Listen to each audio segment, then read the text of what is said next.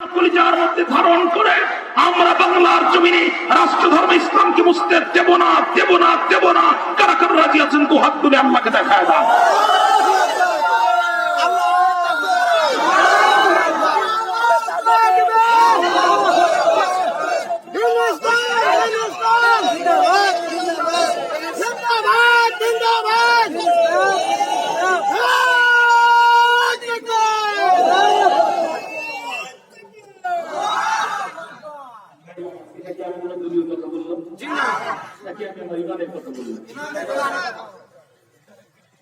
বন্ধুরা আমার বক্তব্য লম্বা করবো। রানী বিলকিস দেখতে বলছে قالت يا أيها الملأ أفتوني في أمري ما كنت قاطعة أمرا حتى تشهدون।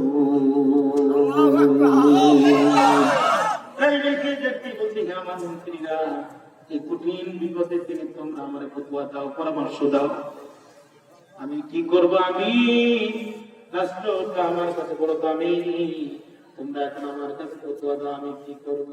আমি তো স্বৈর শাসক নয়, একা একা কোনো আইন পাশ করে আমি তোমাদের উপরে চাপিয়ে দেই নাই। আমি তো ওই ধরনের স্বৈর শাসক না। কোনদিন তোমাদের মতামত ব্যতীত কোনো বিষয় আমি পার্লামেন্টে পাশ করি না। অতএব তোমরা এখন আমার পরামর্শ দাও। মন্ত্রীরা সেই দিন কি বক্তব্য দিয়েছিল? প্রধানমন্ত্রী যদি সাধারণ মন্ত্রীর কাছে পরামর্শ চায়, ও সত্যটা বলে, মিথ্যাটাও সত্য বানায় বলে, ঠিক কিনা বলেন ভাই? আর এই জাতীয় সংসার জ্বালায় অনেক সময় প্রধানমন্ত্রী যাতে প্রকৃত কথা বুঝতে ব্যর্থ হয়। মন্ত্রীরা সেই দিন কি বললো শোনেন। মন্ত্রীরা সেই দিন কি বলছে? ক্বালু নাহনু উলু কুওয়াতিন ওয়া উলু বাসিন শাদীদ। কানি গো ভয় নাই, কাজ করি নাই, কানি গো চিন্তা নাই, আমরা আছি আপনার পাশে, মন খারাপ করবেন না। নাহনু উলু কুওয়াতিন, আমাদের অনেক শক্তিশালী ধনবল আছে, জনবল আছে, সেনাবাহিনী আছে, উন্নত প্রশিক্ষণ প্রাপ্ত সেনাবাহিনী যেমন আছে, মডার্ন আধুনিক এসএমজি এলএমজি অস্ত্র আমাদের আছে। রানী গো ভয় নাই, রাজপথ ছাড়ি নাই। আপনি রানী যেখানে আমাদের পাপ সেখানে দিয়েছি তো রক্ত, আরো রক্ত দিতে চাই। সাবার গরিবানের সেবা আমরা করতে চাই। সামনে কে? রানী ছাড়া আবার কে? পিছনে কে? রানী ছাড়া আবার কে? রানী গো ভয় নাই, রাজপথ ছাড়ি নাই। রানী মনে মনে কয়, তোমাদের সব বক্তব্য তো বিশ্বাস করার মতো নয়। তোমাদের বক্তব্য তো যেমন রক্ত দিয়েছি, আরো দেব, তবে আমি যাব না, লোক পাঠাবো।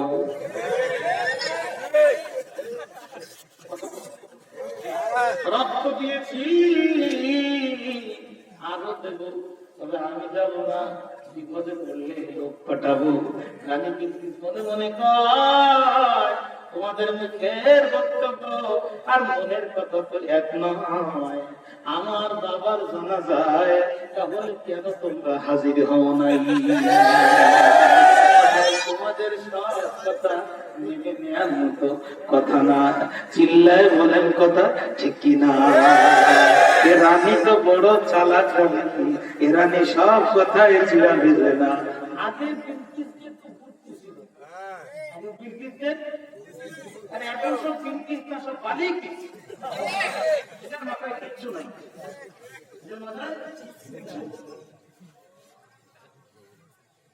রানী গো ভয় নাই। রানী মনে মনে কয়, তোমাদের কথার কোন বিশ্বাস নাই। তোমরা বাস করে দেশে, তোমাদের স্ত্রীরা বাস করে বিদেশে, এই দেশের টাকা দিয়া বিদেশে ইনভেস্ট করে সে দেশের পাসপোর্ট কোথায় পকেটে রেখেছো। খেলা করবে যখন আমারে ফেলাইয়া উড়াল দেবে তখন মনে কি করেছো? তোমাদের কোনো খবর আমি রাখি না।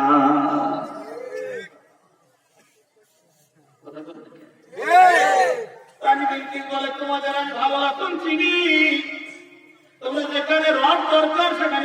দরকার, যেখানে বাড়ি দরকার সেখানে ভুলে দাও।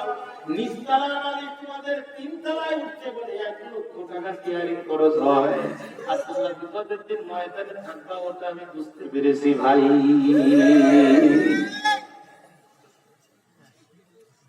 গাড়ি পয়সা খাইতে খাইতে যখন শেষ হয়ে যায়, তখন তোমরা ক্যাপ্টেনের টাকা করে খাওয়া শুরু করেছো। তোমাদের সাথে এই বলে আমি নাই, তোমাদের কথা মানে রানী বেরিয়ে বললো, শোনো মন্ত্রীরা, তোমাদের কথা অনেক দামি, ধৈর্য ধরে শুনেছি আমি, এখন অনুমতি যদি পাই তাহলে আমি আমার কথা বলতে চাই। মন্ত্রীরা ডাকতে বললো, রানী অসুবিধা নাই, আমরা আমাদের কথা বলেছি, এখন আপনার বক্তব্য শুনতে চাই। রানী বিলকিস তখন ডাকিয়ে কি বলেছিল, আল্লাহ পাক কোরআনে কোট করে দিয়েছেন, ইন্নাল মুলুকা ইযা দাখালু ক্বারিয়াতান আফসাদুহা ওয়া জাআলু আ'ইজ্জাতা আহলিহা আযিল্লা ওয়া কাযালিকা ইয়াফআলুন। আর বলেন আল্লাহু আকবার।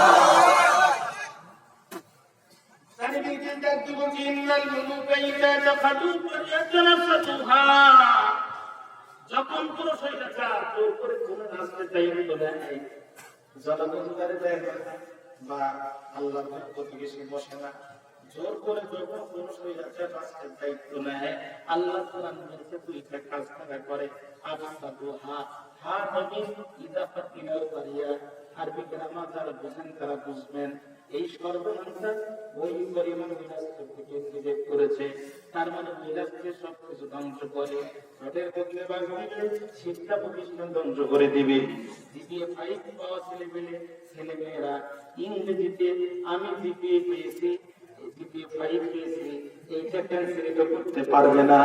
শিক্ষা ব্যবস্থা ধ্বংস করবে, অর্থনীতি ধ্বংস করবে, বিদেশে টাকা পাচার করবে, দেশের সব কিছু একটার পর একটা ধ্বংস করে দেবে। যদি বলেন ঠিক কিনা?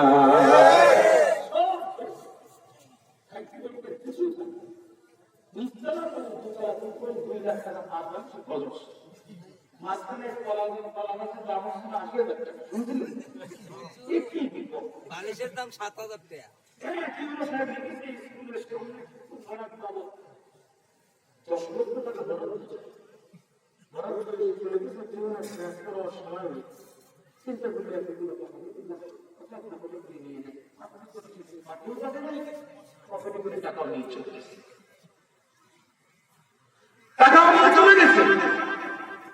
এখন শোনা যাচ্ছে, টাকাও নিয়ে চলে গেছে।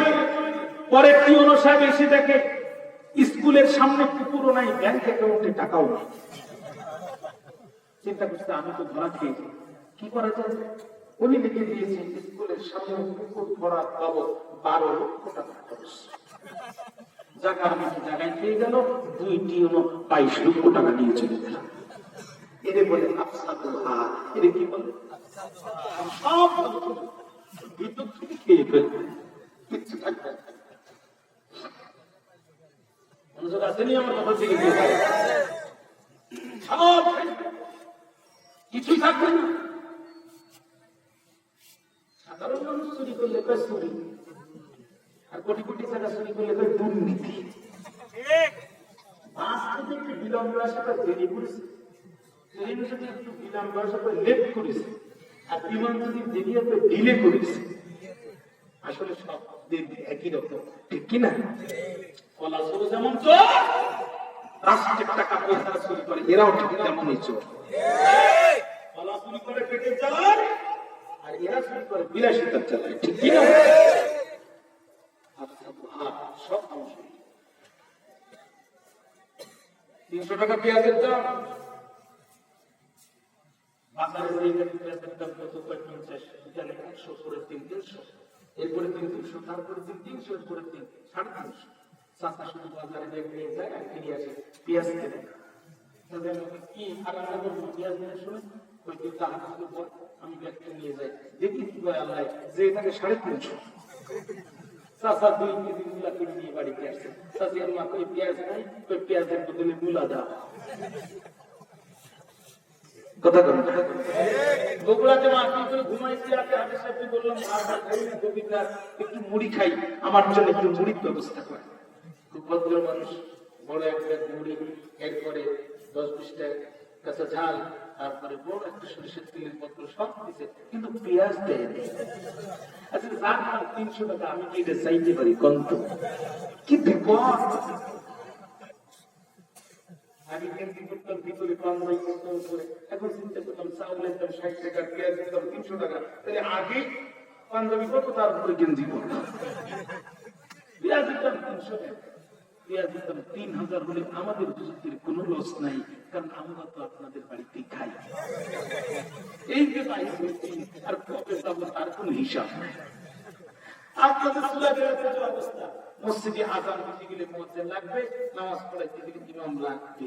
সত্যি আপনি আমাকে দেখতে পারেন না, খুব ভালোবেসে দেখেন, এটাও আমরা জানি, ভালোবেসে দেখেন না। বেশি ঝামেলা করতে না, আপনি মুয়াজ্জিন গেলে আমরা মতো ডাইরেক্ট জানা যাবেন, ওইভাবে খবর দেবো, কিছু করবো না।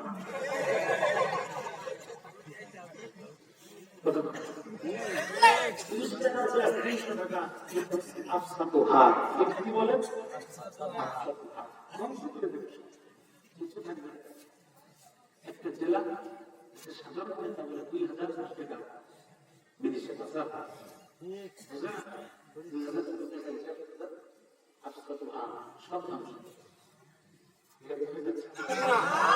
নাম্বার 2,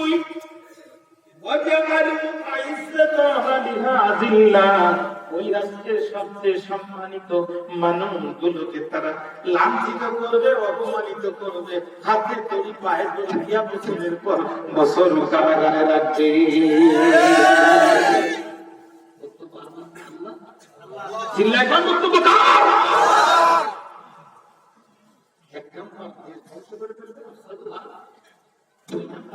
সবচেয়ে সম্মানিত মানুষ, ওই রাষ্ট্রের সবচেয়ে সম্মানিত মানুষকে তার নাম মানুষ জীবন তার জন্য যুবক বৃদ্ধ পর্যন্ত জীবন উজাড় করে দিয়েছে। সৌদি বাচ্চা বিন আব্দুল আজিজ খানায় খাবার গেলার পেটে তার গলার মধ্যে ঝুলাই দিয়েছে, আর বলছে, ওরে বাংলার মুফাসসির, এতদিন কোরআনের খেদমত করেছেন, কি আর দেব আপনার? আল্লাহর ঘরের পক্ষ থেকে বাইতুল্লাহর কাপড় কেটে আপনার গলার মধ্যে ঝুলাই দিলাম। ঢাকা বিশ্ববিদ্যালয়ের আপনাদের কথা মনে আছে? আপনাদের কথা না আছে মনে? আপনাদের ভাইরা ফেসবুকে একটা স্ট্যাটাস দেওয়ার অপরাধ পারে 3টা ঘন্টা ধরে আমার ভাইরা ক্রিকেট খেলার স্টেম দিয়ে পিটায় হত্যা করলো। এরপরে আবার দেখে যে মারা গেছে কি মারা যায় নাই। 2 নম্বরে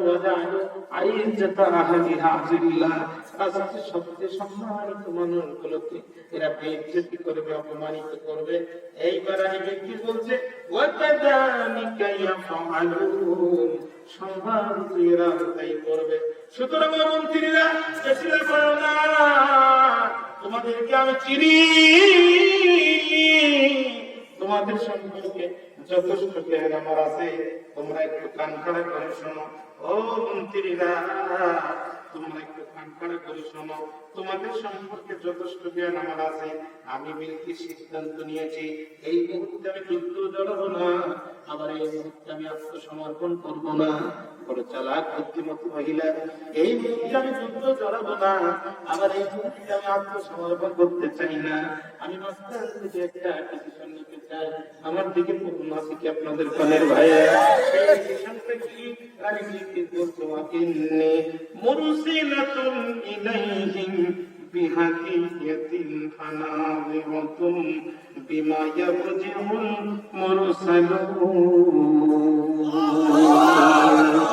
আমি আমি এখন যুদ্ধ জড়াবো না, আবার তার কাছে আত্মসমর্পণ করবো না, বরং আমি কিছু উপঢৌকন পাঠাবো, কিছু উপহার পাঠায় দেখবো, দেখা যায় দেখি এই উপহার দিয়ে তিনি গ্রহণ করেন কি করেন না। ভাইরা আমার, একসাথে আমার ভাইরা, এরপরে অনেক উপহার নবী সাল্লাল্লাহু আলাইহি ওয়াসাল্লামের জন্য সাজাই দিলেন। 100 পুরুষ, 100 মহিলা, এরপরে 100 যুবক, 100 যুবতী, স্বর্ণের অনেক কিছু তার জন্য 100 স্বর্ণেরই, 100 রূপারে, 1000 স্বর্ণেরই, 1000 রূপারে, সুন্দর করে আমার ভাইরা। এরপরে নবী সাল্লামের জন্য একটা রাজমহল খুবই উন্নত প্রযুক্তিকে তৈরি করে নবী সুলাইমানকে হাদিয়া স্বরূপ পাঠায় দিলেন। তার মানে বিলকিস এখন মাল দিয়ে মোল্লা কিনতে চায়, কিন্তু সব মোল্লা বিক্রি হয় না। কোন মোল্লারে একটা ঠেলা দিলে মুখের উপরে কোনো পেটে যায়, কোন মোল্লারে একটা গাড়ি দিলে মুখ তার কিয়ামতের আগে করবে না, আর কোন মোল্লারে ফাঁসির কাস্তে নিলেও হত্যা বন্ধ করে না। মাল দিয়ে মুনাফিক কেনা যায়, মাল দিয়ে দ্বীনের মুজাহিদ কেনা যায় না।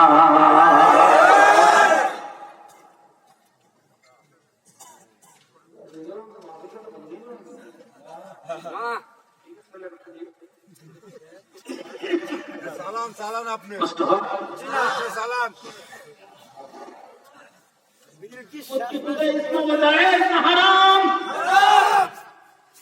এটা বলার দায়িত্ব মসজিদের খতিবের নাকি স্কুলের শিক্ষকের? মসজিদ কেমন রাষ্ট্রকে মুখটা বসে থাকে, বোঝা গেল ওটা রাষ্ট্র হুজুর, ওটা ইসলামের কোন উপকার হবে না।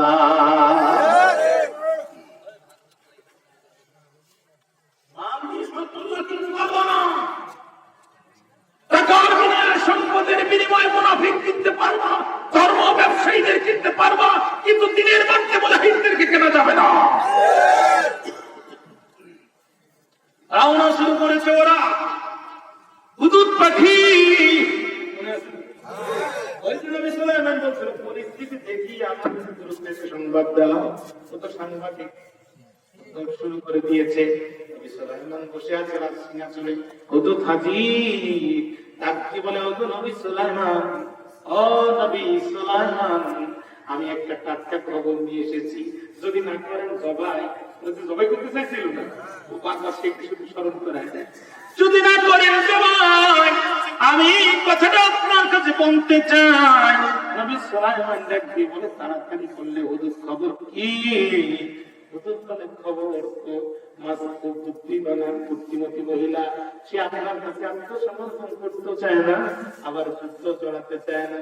আপনার জন্য বলে দামি দামি গিফট পাঠাইছে, উপহার পাঠাইছে। নবী সুলাইমান বললেন, উপহারগুলো কি? উপহারগুলো কি? বলে বললেন, উপহার হচ্ছে স্বর্ণের ওটার ব্যাপার। এরপরে পুরুষ নারী সাজাইছে, নারীকে পুরুষ সাজাইছে, আসতে সেই কথা পরে শোনার সঙ্গে সঙ্গে নবী সুলাইমান বললেন, ও জিনেরা, কোথায় তোমরা? বলে, আসি আমরা। দ্রুত কাজ শুরু করে দাও। রানী বিলকিসের বাহিনী যে রাস্তা দিয়ে আসতেছে, এক পাশে সামনের রাস্তা, আর এক পাশে দুপার রাস্তা, মাঝখানে দৃষ্টিনন্দন গাছ দিয়া রাস্তা বানায় দাও। দিনের রাস্তার পলকে কাজ শুরু করে দিল। রানী বিলকিসের বাহিনী যখন সামনে সামনে ওই রাস্তায় পা দিয়েছে, ওরা মনে মনে হাসতেছে, আর আহারে এই 100 স্বর্ণের ইট দিয়া কিনতে যাচ্ছি কাকে? স্বর্ণের ইট দিয়া রাস্তা বানানোর তৌফিক আল্লাহ দিয়েছেন যাকে। যেই মহান সম্রাট স্বর্ণের রাস্তা ব্যবহার করে হাঁটে, আর এই যে স্বর্ণের কাজ হয়েছে, পাশে কিছু স্বর্ণের ইটের খোসা পড়ে আছে মন। এই দেশের কোনরা এইগুলো নেয় না। এই সম্রাটের কাছে এই 100-1000 স্বর্ণের ইট তো ফকিরের ভিক্ষাও না।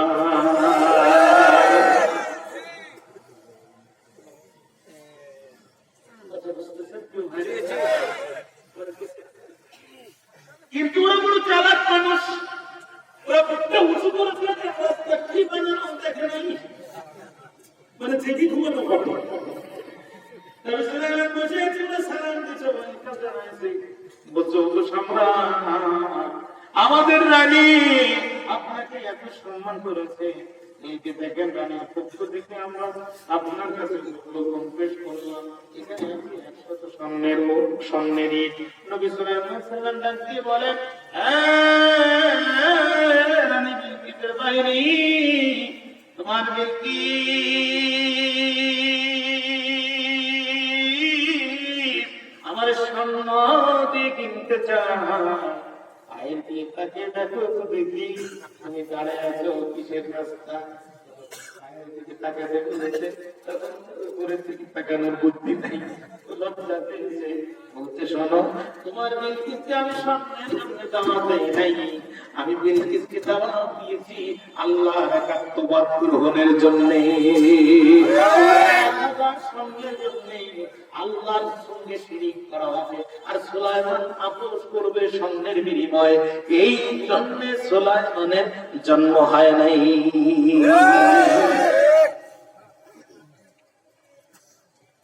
আর কি দিয়েছে তোমার বিলকিস?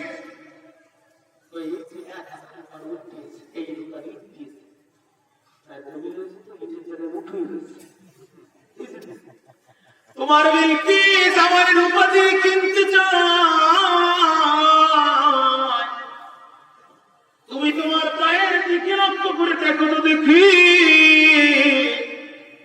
তুমি দাঁড়িয়ে আছো কিসের রাস্তায়, ও যখন তাকায় তখন দেখি রূপার রাস্তা, বলতে শোনো স্বর্ণ রূপার কাছে ইসলাম কি মুসলমানেরা বিক্রি করে না, দুনিয়ার সম্পদের কাছে ইসলামকে বিক্রি করে না, বরং ইসলামের মান বুলন্দ করার জন্য মুসলমানরা শাহাদাতের পেয়ালা পান করে, কিন্তু শেষ নিঃশ্বাস পর্যন্ত কালেমার পতাকা মুসলমানরা উঁচু করে রাখে।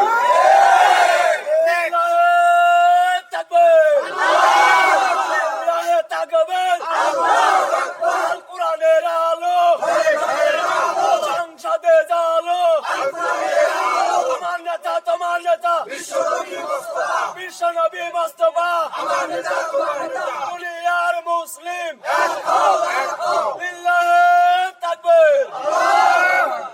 কিনা বলেন প্রিয় ভাইরা, ওরা বুঝতে যে এখানে মাল দিয়ে কাম হবে না, সে মোহাম্মদ করতে চলে আমাদের মাঝখানে ঠিক হবে।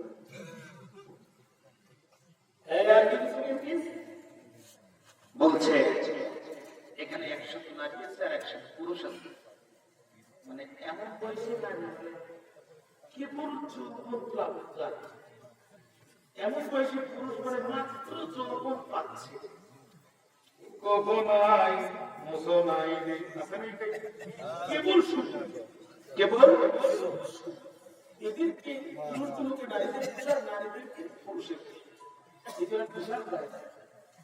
এখন দেশ নারী পুরুষ তো চেনাই মুশকিল, আর কিছু বললে আমরা প্রগতির অবস্থা, আমরা আমরা মডার্ন, আমরা ধর্ম, এই জাতের গালাগালি সমাজে আছে না নাই?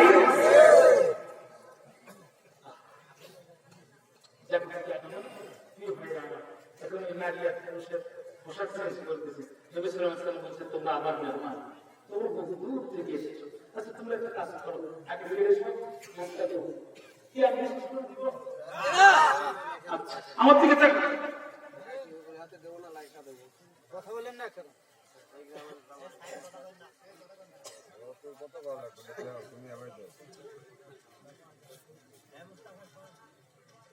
আগে রাস্তা গ্রহণ করো, আগে রাস্তা গ্রহণ করো।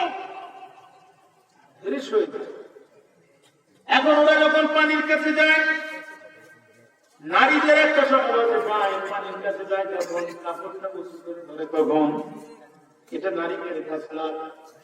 যদিও বিলকিস তাদেরকে জিন্সের প্যান্ট শার্ট টাই পরাইতেছে, কিন্তু তারা যখন পানির কাছে গেছে, প্যান্ট ধরে দিকে টান, বুঝে গেছে নবী সুলাইমান এইগুলো লেডিস, বাকিগুলো জন্ডি।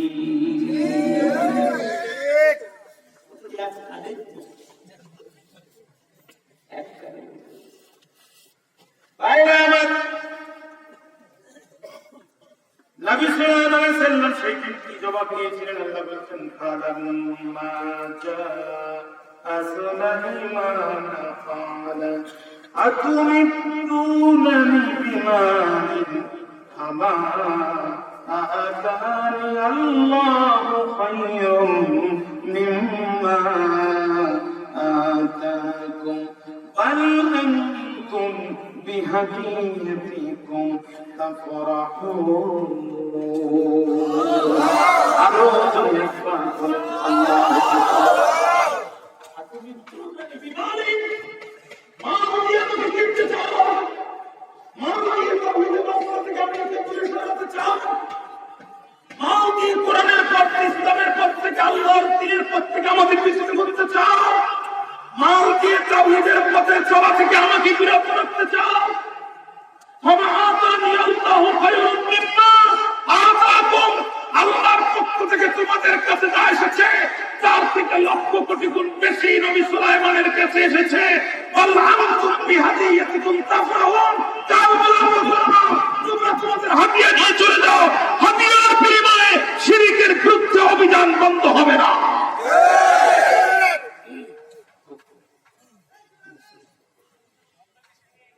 কিচ্ছু না, বসো। হাদিয়ার বিনিময়ে আমি ইসলামের পক্ষে চলার পথ বন্ধ করব না। তোমরা তোমাদের হাদিয়া নিয়ে চলে যাও।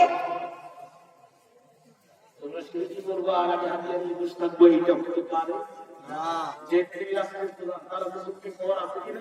আছে। তাইরা আমার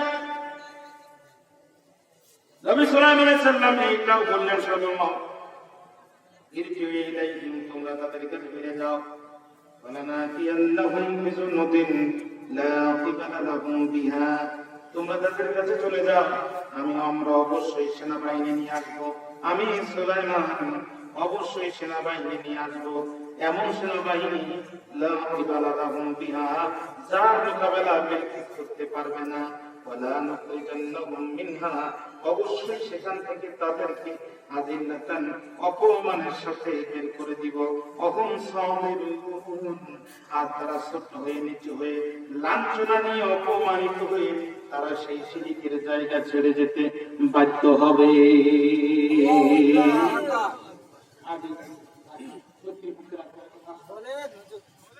বলেন, শেষ করে বলেন, আচ্ছা, আলোচনা কি আর চলবে?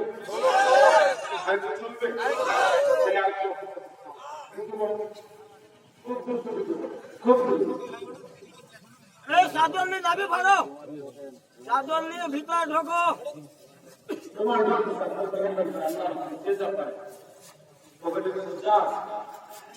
আল্লাহ আপনাদের কবুল করুন। আপনারা অনেক ক্ষেত্র করেছেন, প্রিয় ভাইরা, রাজ্য আপনি এত রাত পর্যন্ত নীরবে বসে আছেন। আল্লাহ আপনাদের এই দিকে দাওয়াত কবুল করুন। রুমাল দিলি তো লোক চলে যাবে।